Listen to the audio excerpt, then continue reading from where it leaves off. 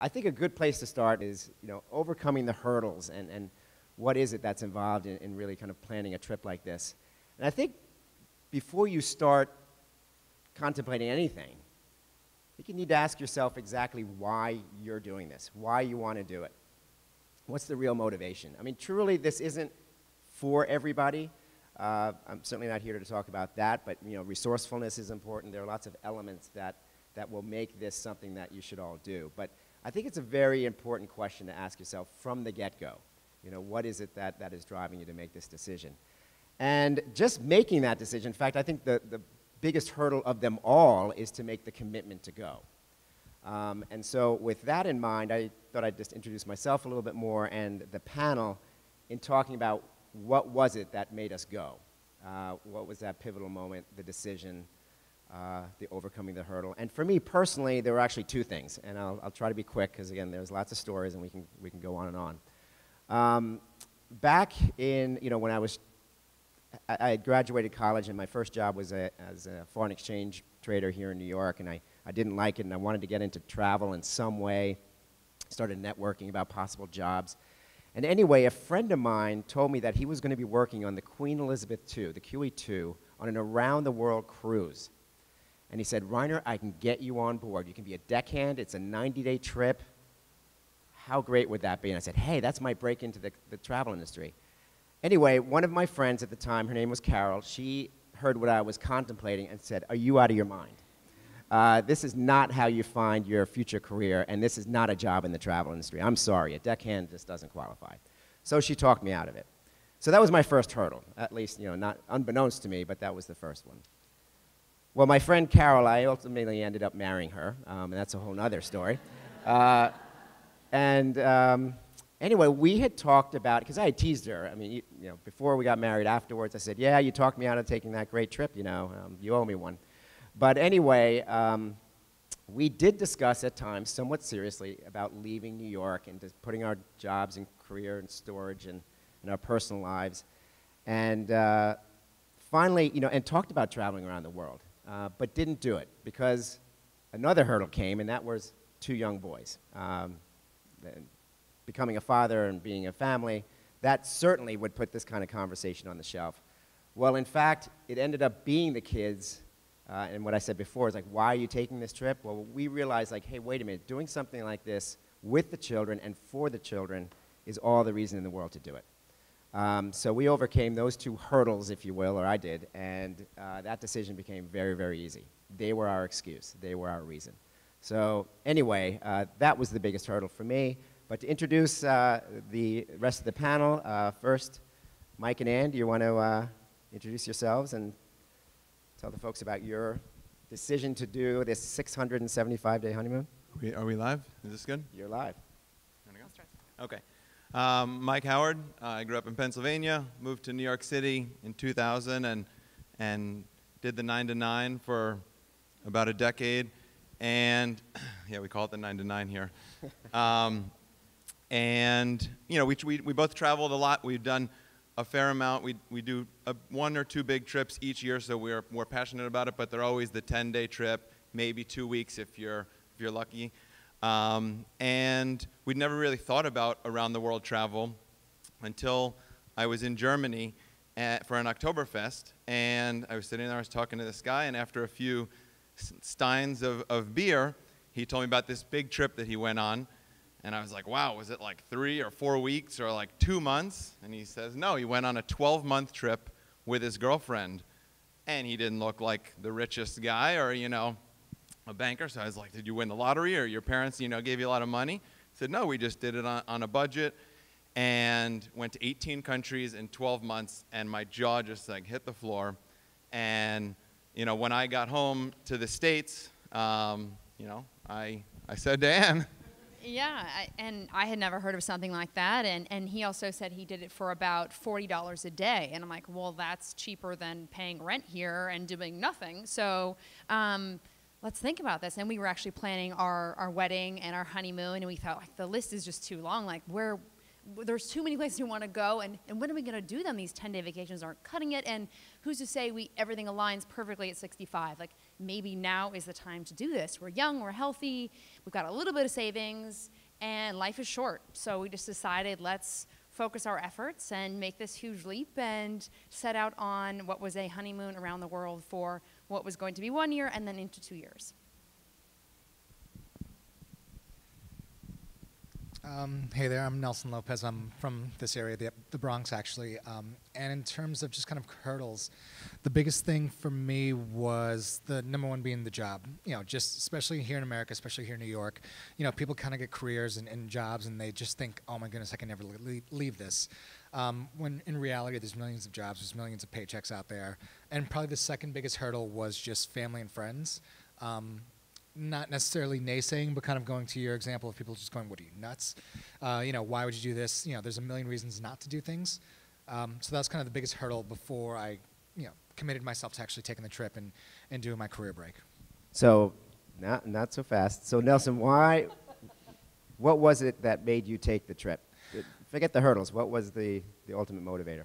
Probably the biggest thing was going on the road, taking all these kind of small, you know, 1 week, 10-day vacations. And you'd meet people who, similar to kind of your story, you'd meet people who were on the road for 6 months or in a year.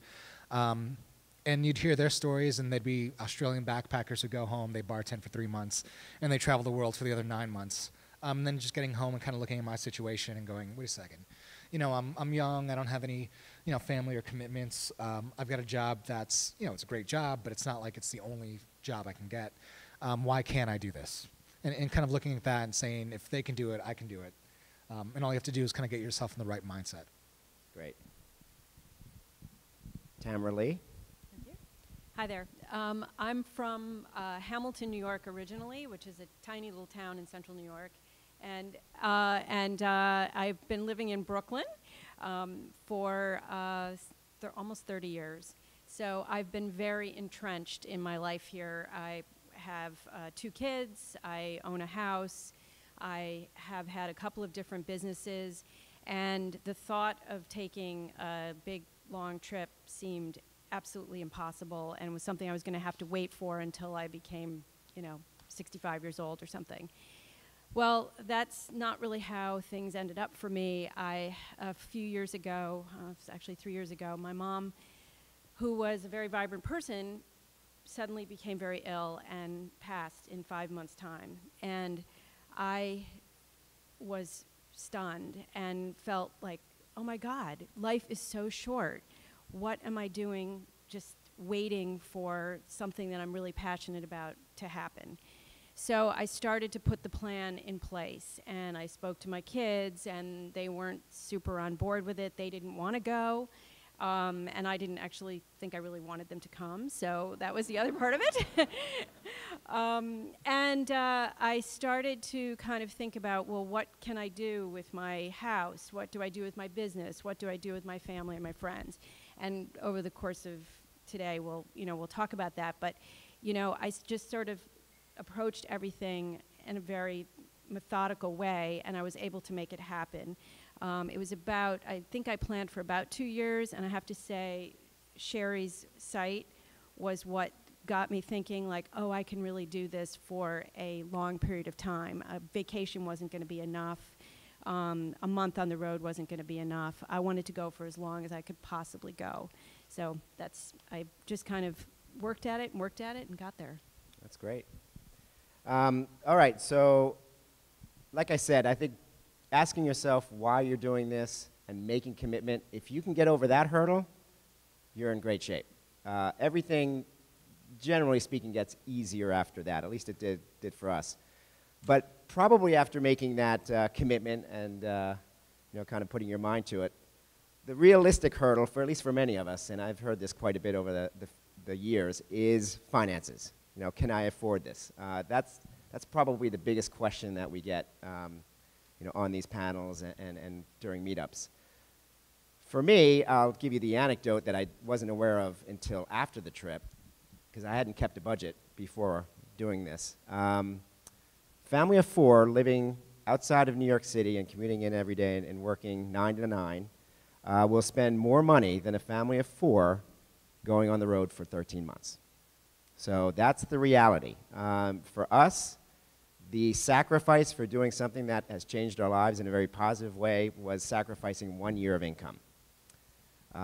You know the economy, people can get let go at any time, so I think that's a relatively small sacrifice to make. But in any event, I want to talk more about this very poignant issue, and I think there's going to be more discussion on it during the day. But Mike and Andy, you want to talk a little bit more about overcoming that financial hurdle? Yeah. And like Reiner said, it is a big issue. I mean, it's the gorilla in the room. And I think part of the reason that it seems like such a gorilla from your perspective is that you're used to your 10-day, 2-week trip. You know how much that costs to fly to the Caribbean or to fly to France and book a normal hotel and get a taxi from the airport and do all the normal things you do, and you extrapolate that over 52 weeks in a row, and you're like, wow, I really do need to hit that lottery or have that rich uncle. So that's one thing, that travel in a long term is so much more affordable, and we're going to get into a lot of different tips across all the sessions about how that's true. But, you know, like Ann said, we did our trip even cheaper than that German guy. We were $37 a day per person, including airfare, hotels, food, beers, excursions, scuba trips, and we didn't work a single day on our trip.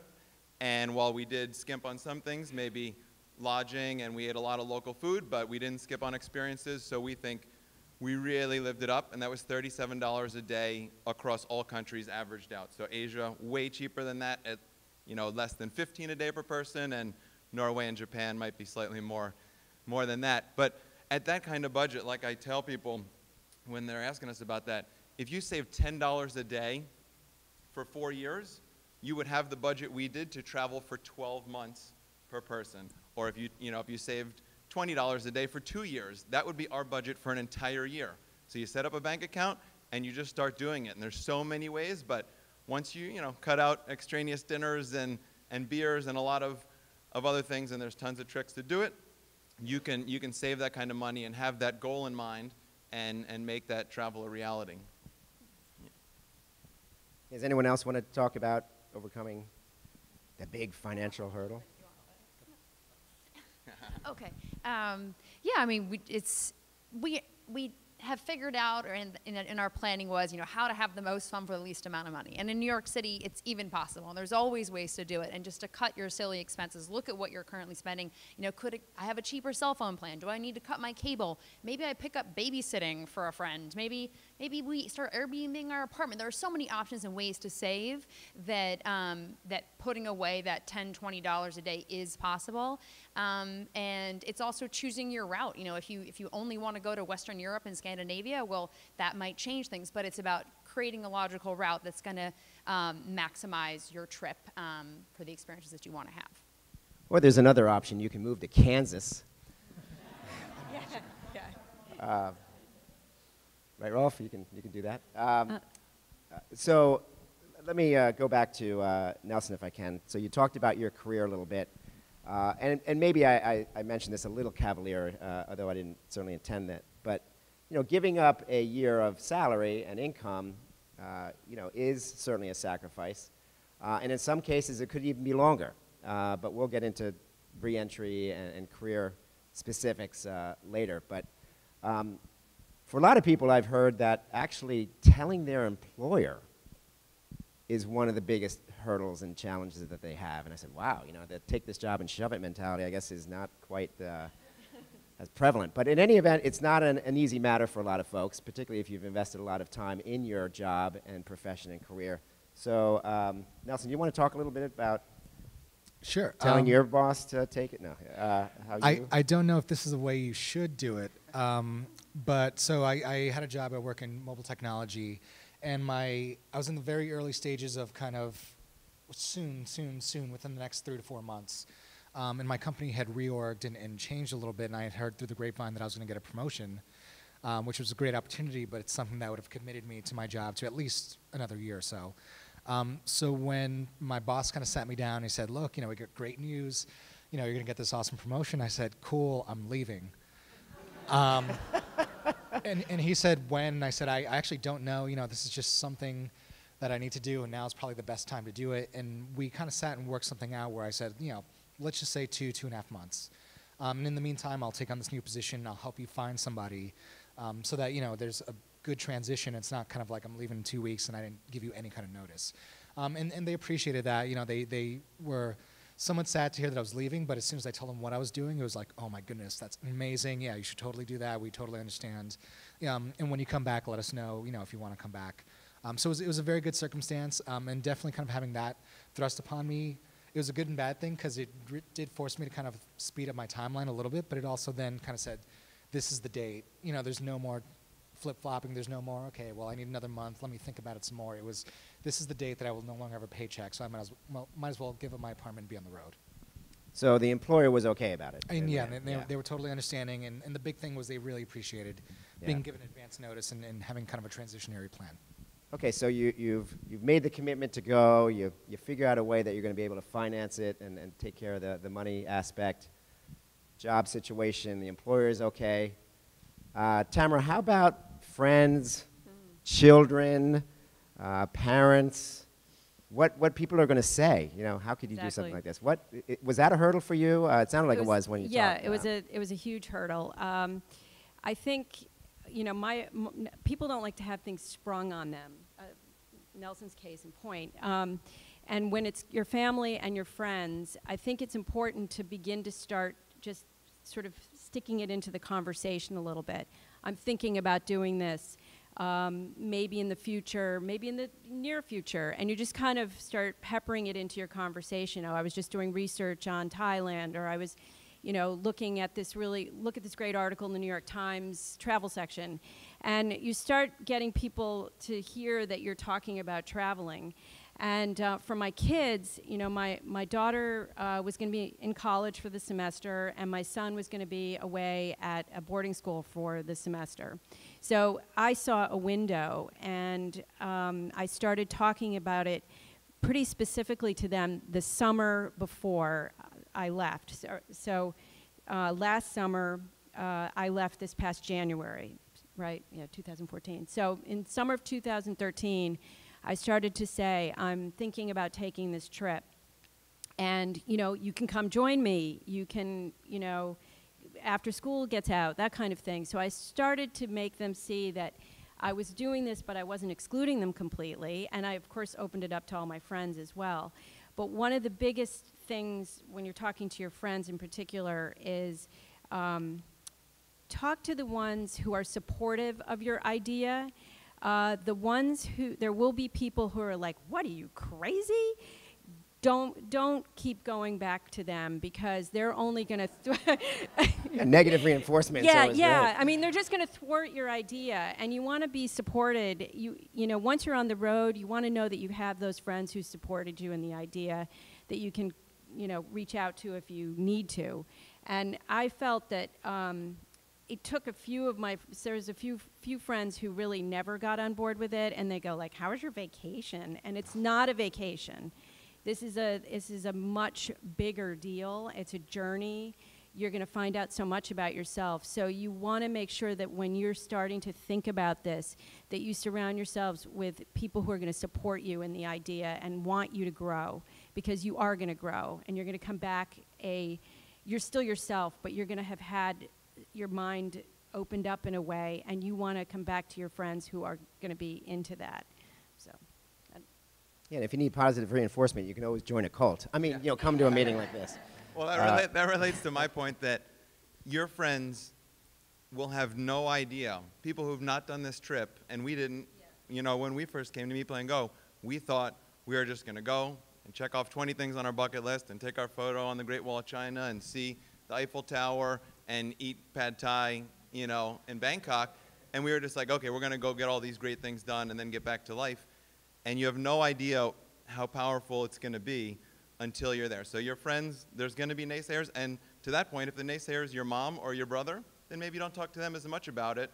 But the people that are, you know, especially in this community, all the speakers here and your peers through the Facebook group that Sherry's going to set up, that's going to be really valuable for you, because we have all had the exact same concerns and hurdles that you're having, whether it's fear of job or money, or my mom doesn't approve, or my wife doesn't want to go.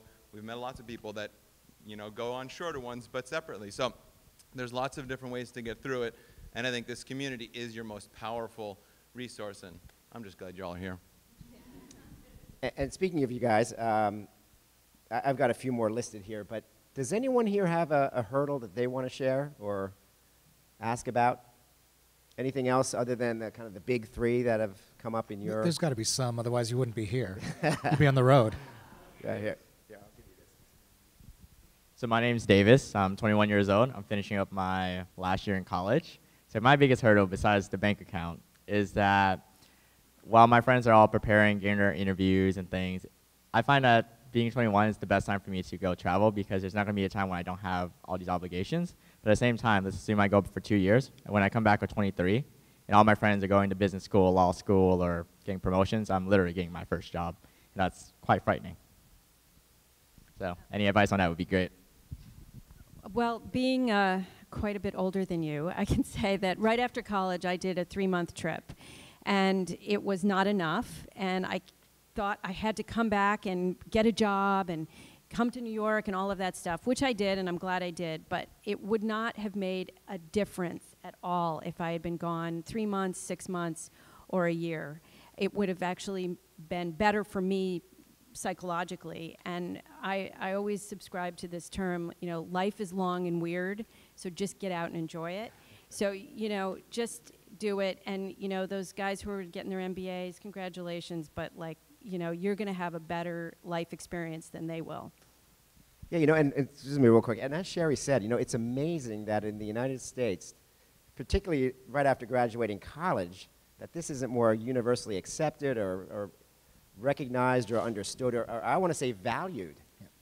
You know, I would argue doing something like that is almost as valuable as, you know, grad school. But it's a cultural thing here that you certainly, when you do hit the road, you know, you're almost normal. I mean, you know, it's surprising that Americans don't do that more. But and then also just to add to that, you know, not saying all doom and gloom, but I have a lot of friends who went straight from undergrad to grad school, and once you do that, you know, a lot of them have kind of expressed regret, not necessarily that they went to grad school, but that they didn't do something in between, either A, because they didn't have time to kind of find themselves. You know, I like you, I kind of entered the workforce right after undergrad, and I found a great job, and I was like, there's no way I'm going to grad school, because now I know what I like, and it's something completely different from what I would have thought, you know, when I was 21.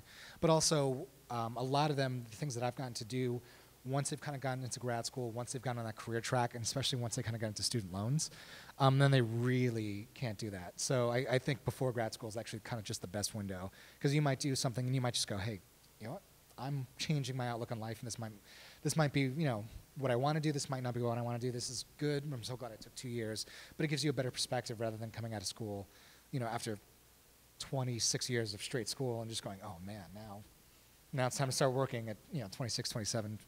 Does anyone else have any honest, yeah, thank you, Will.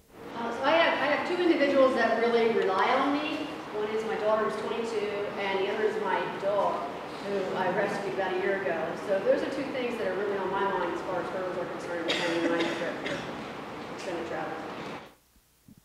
So, well, the 21-year-old, excuse me, 22-year-old, you know, actually, Tamara, you can answer that question, because my children were younger, and again, they became my actual motivation for my wife and I. Dog, actually, we didn't get a dog until this year. I promised, literally, I promised the kids, we'll get a dog, you know, when we were around the world trip, and finally had to live up to that. But anyway, what Well, do you think? my daughter's 20, and I have a cat as well as my son, who's 17. You know, I found that Facebook, Skype, iMessage was very useful with my kids to stay in touch, and in fact, they were like, why do you keep getting in touch with us? Just, you know, like, aren't you out doing your thing? They kind of viewed it as a kind of time for them to feel their independence a little bit as well. I was fortunate enough that I had 2 people offer to take care of my cat, and the cat ended up staying with my ex-husband, but that was so that my kids could hang out with her at times too. So, you know, you'll find that you have people who, if they're supporting you and your dog is a wonderful, yummy dog, they'll be like, we'll take care of the dog, or they might, you know, share the dog. So, you know, you'll be able to go on the road without worrying too much. But I think for the kids, in a way, it's a good way for them to see, oh, my mother is out doing something that's important to her, that's a good message that they receive, and it gives them an opportunity to kind of, you know, be a little bit independent themselves and begin to think about what, because eventually they're going to be on their own. Yeah, that's great advice. Sorry, yes. Here, let me give you the mic real quick. Thank you. What advice would you offer to someone, let's say, who wanted to travel to another country but maybe work overseas? Like, what are the choices or options? So in terms of a hurdle, is this again a career issue? Is that fair to say? I think we're having a breakaway about working and volunteering abroad a little bit later, so that might be the better venue for that. Yeah. Yeah. Yeah, that's for the sake of moving, yeah, that's a great question, and that's something that's certainly going to come up. Yeah. Hi guys, my name is Micah. My biggest hurdle right now is, and you can relate to this, it's safety of my family. It's my wife and we have 2 kids. And we're getting ready to leave from Arizona, go to Argentina via overlanding vehicle for like 6 months.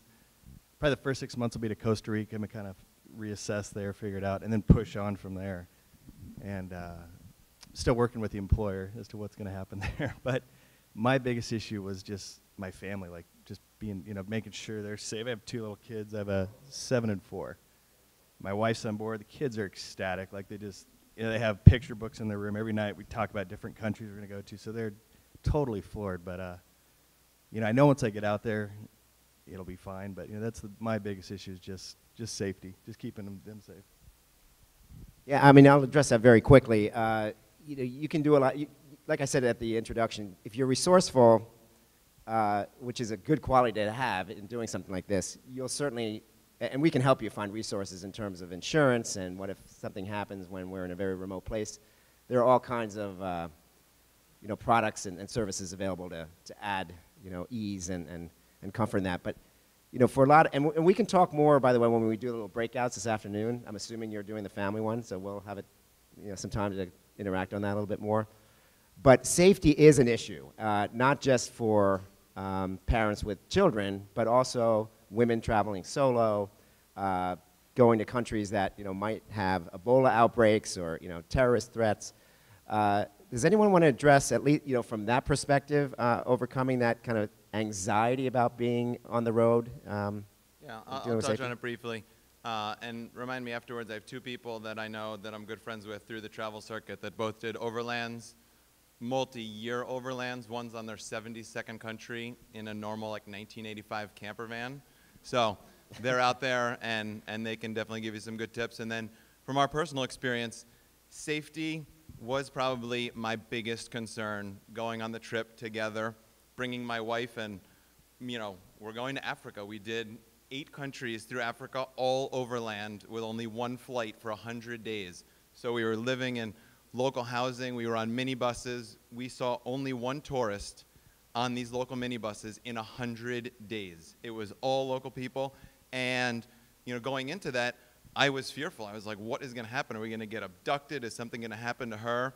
And, you know, after 675 days on the road with only 1 minor pickpocketing, which I then took my phone back from the guy and he said he apologized and went about his business. That was the only negative experience in the entire trip. Not to say it doesn't happen to people, because it does, but those experiences get blown up, you know, and blown out of proportion. So that 1 person out of 100 that does get robbed or drugged or worse, like, that's going to be all the news, and everybody who doesn't want you to go is going to use that 1 in 1,000 or 1 in 100 example and say you shouldn't do it because it happens. But, you know, car accidents happen too.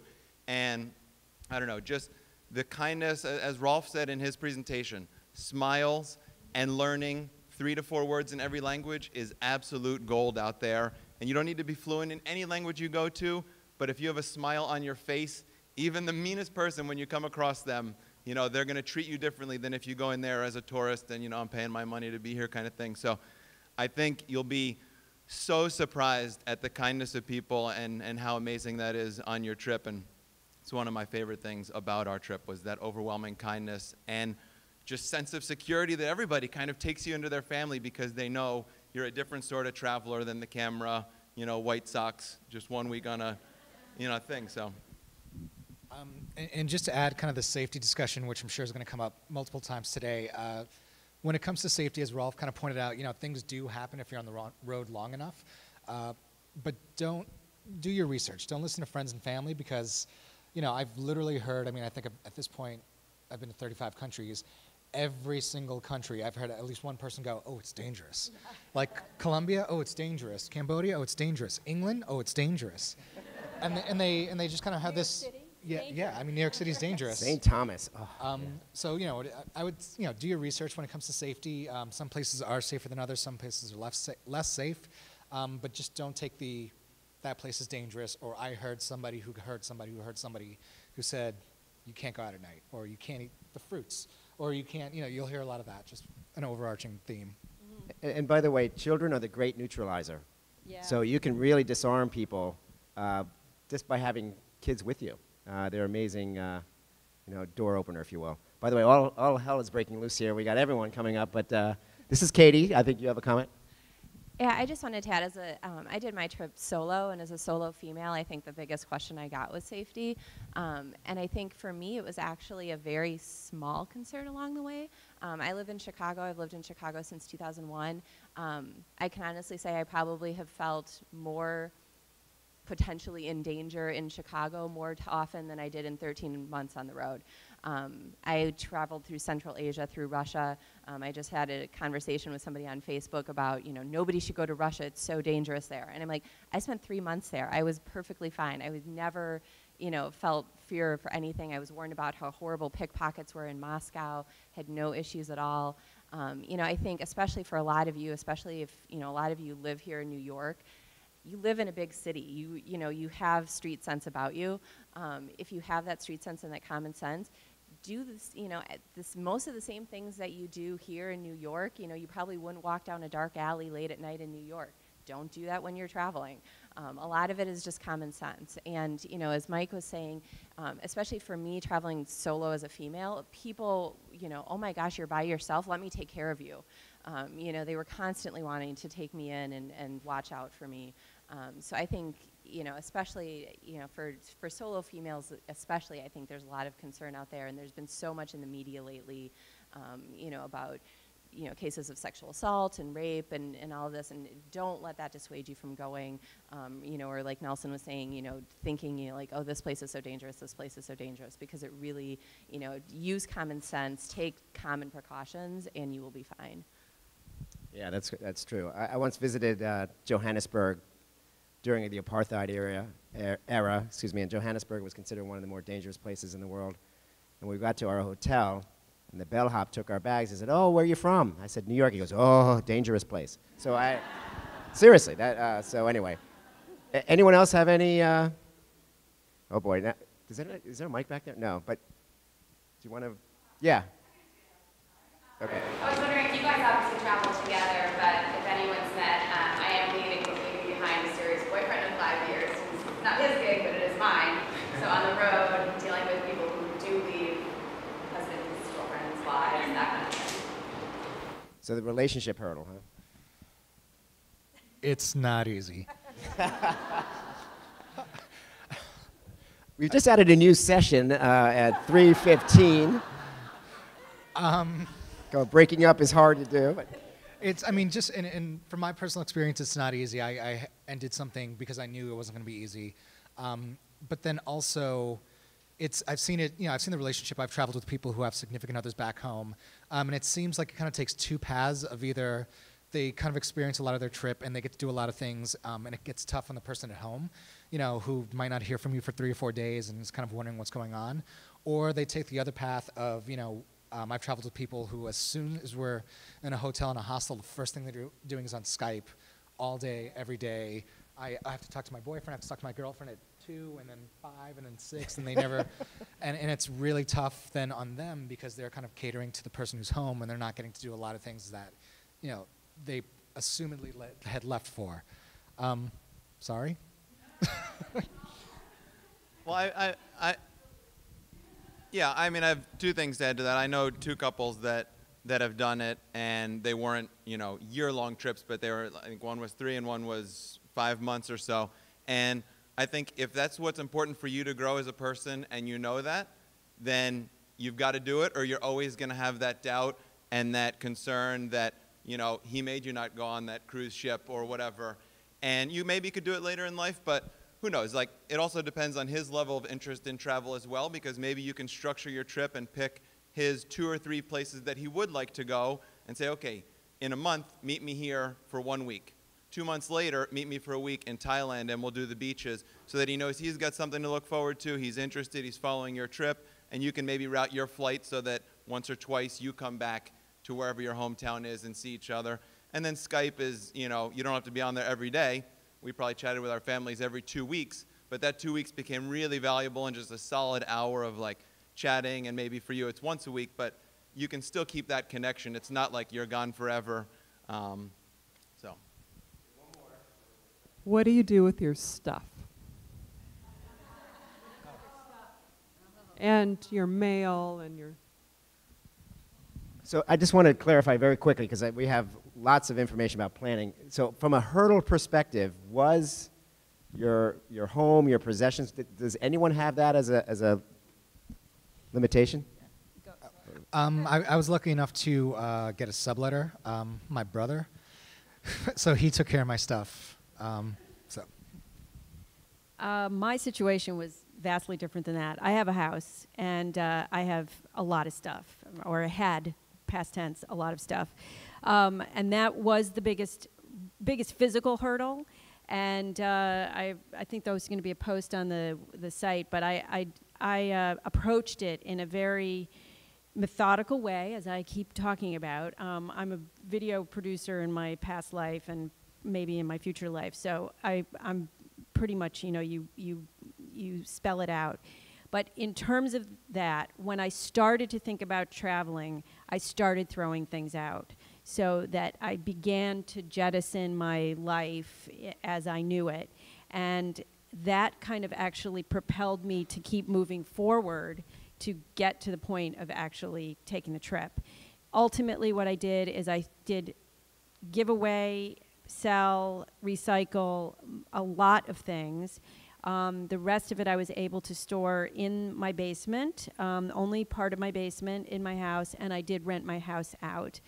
I rented it for 2 years though, and I was only on the road for 8 months. It's about 50, I didn't leave the first 6 months. So I'm actually renting an apartment right now that is very empty. So.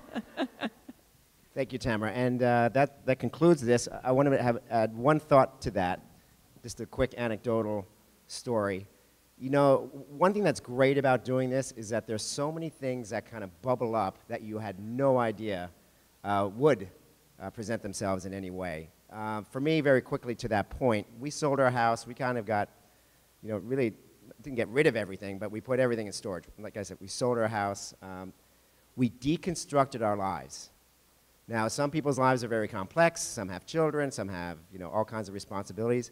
When you peel away the onion and get down to your core to really find out who you are, that's a really liberating and powerful experience. So with that, I'll hand back over to Sherry for the break.